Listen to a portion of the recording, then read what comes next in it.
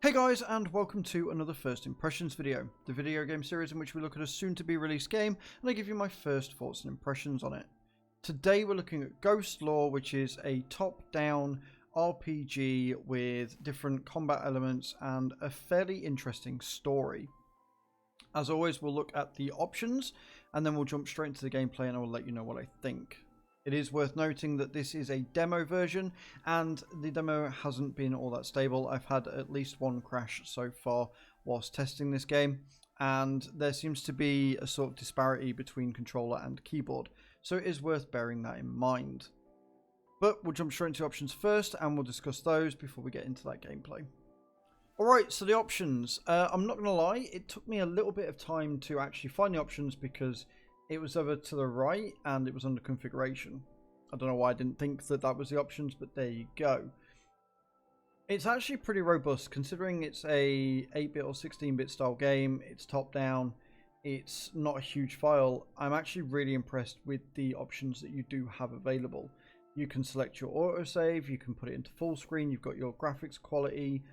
It would be nice if they went into more of what that graphics quality entailed, but the fact they've got it is really nice.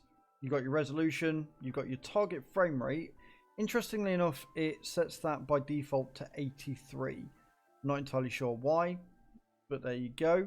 You've got VSync, you've got your UI scale, tutorial, use controller, enable WASD movement. So we're going to click that. We're going to enable WASD movement because I'm always doing that.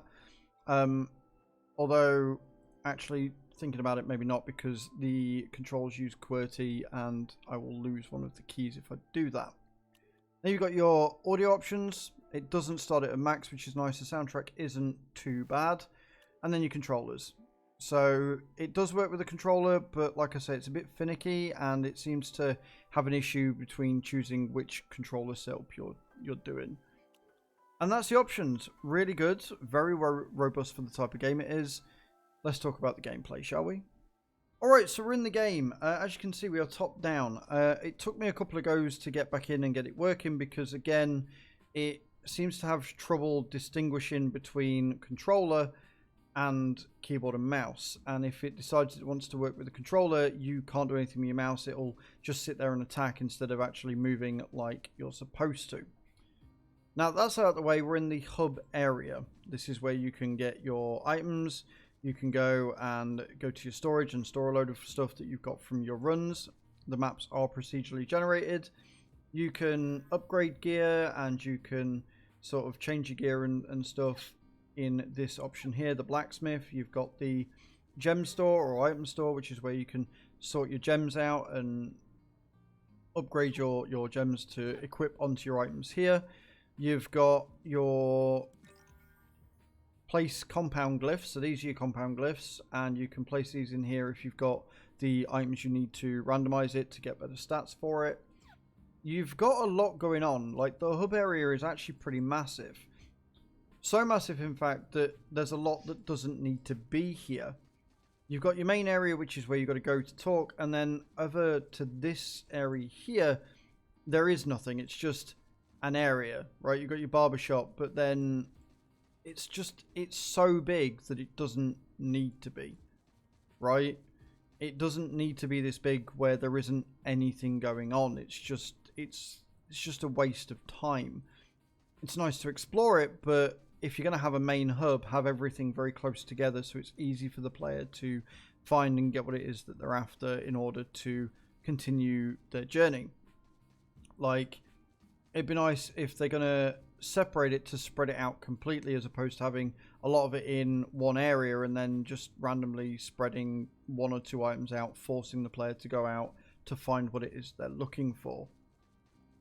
The game does, however, have a lot of customization. Like I say, there are items, there are weapons, your typical RPG stuff. It looks like it's gone for a slot system similar to the Meteor system in Final Fantasy VII, where you get gems and things as well as glyphs in order to upgrade your gear and make it more viable later on down the line. You can also change your character class at the beginning. You've got your adepts, your expert and stuff with different gear and different loadouts, and those different loadouts will give you different abilities. The way that the abilities work is you've got your level up here. When you get enough XP, you can then increase or add one of the skills. This reminds me a lot of League of Legends and other MOBA style games like that, especially with the movement, where you upgrade your skills gradually as you level up, as opposed to having a proper full skill tree. It's just one of two, one of three, and then unlocking a new ability if you haven't done that at all. And that's pretty much all there is to the hub area. But how are the enemies? Let's find out.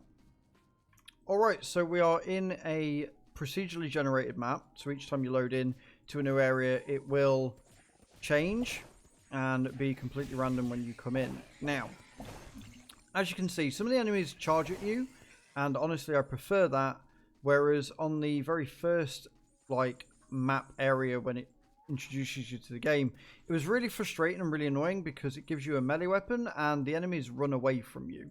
You've got this boss battle that doesn't really do a lot of damage but is tanky as anything, and that's one of the things I've got wrong with this game, is that the AI isn't smart, it's not really that intuitive, but they just decide to increase the damage almost, or the difficulty, by making them just absorb more damage. I also haven't seen that many different varieties of enemy yet. It's just zombies and these little gremlins that sort of run at you, but they will just run off, and it's really frustrating if you just want to kill stuff to have to chase it. It's not so bad when you've got a ranged weapon like the bow, and it's not bad if they come at you, but if you have to chase them, it becomes really tedious, especially with how bullet spongy and tanky the enemies are, especially the boss battles. The maps themselves are pretty big. Again, very, very much like the hub area. They're very large, considering the small amount of memory that this game actually uses to install. It's only about 400 or 500 megabytes. So I like the large maps, but again, there's not really a lot going on. It would be nice if there was just more enemies, more things to kill, more things to keep you engaged, other than just wandering around and seeing a splash and a splash of enemies here and there dotted around the map that then run away from you because reasons. I don't understand why they've programmed the enemies to run away from the protagonist. It's frustrating, it's annoying, and it's not enjoyable. You've got a minimap in the top right hand corner, which is a godsend. I'm really glad that they opted to add that, because otherwise you would never find out where it is you're supposed to be going, and it would become really disorienting and just not very fun to do. Once you've got to the end of the run, or once you've discovered everything, you will see that there is a boss that you've got to defeat to move the story on, and then you port home to your hub to go through all your equipment, upgrade it, and then go out again to the next stage. The game's got a lot of potential. I like a lot of what they do. I like the story. I like the fact that the maps are so big. I just wish there was more going on in them.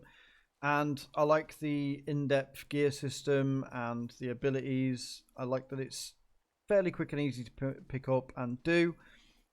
I just wish that the enemies weren't so dull, because it ruins the entire experience of the game.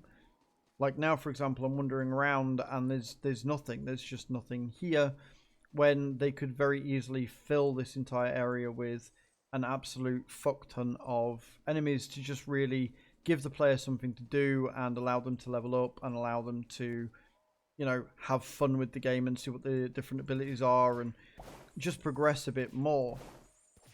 And again, the fact that the enemies don't really do a lot, just tank all the damage, is a bit disappointing. But there you are. That is GhostLore. It comes out on the 14th of this month. This has been a very early access demo. Thank you very much for watching, and I will see you all next time. Ciao, ciao.